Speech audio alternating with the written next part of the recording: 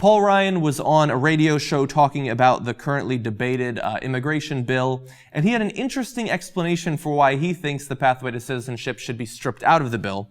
He said, "We don't want to push people into citizenship. Most people just want to have a legal status so they can work to provide for their families."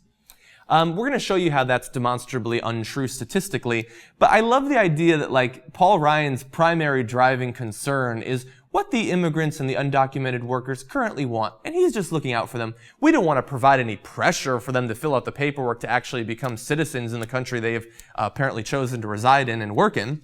I don't know if anyone believes that. Maybe it was just an off-the-cuff remark that he's not going to be running on, but understand that in a year or two he's going to announce that he's running for president, and maybe he's focus grouping, testing out some lines of argument that he might use at that point.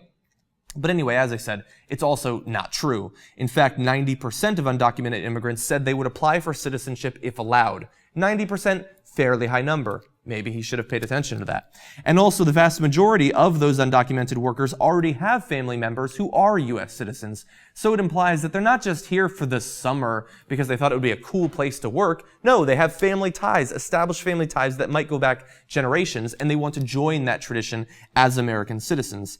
And furthermore, it's not like the choice to be a citizen is just, it'd be cool maybe. No, it has important consequences for that person. Voting, which we're going to get to, but also it opens up job opportunities. It opens up potential higher wages since they're not going to be paid under the table in many cases.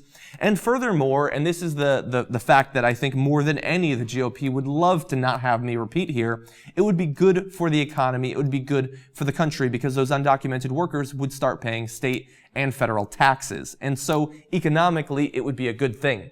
They pretend that it would cost us something. Oh, we have to have people do the paperwork. Yeah. That's not true. They pay the state taxes, they pay the federal taxes. It's a net plus for the United States.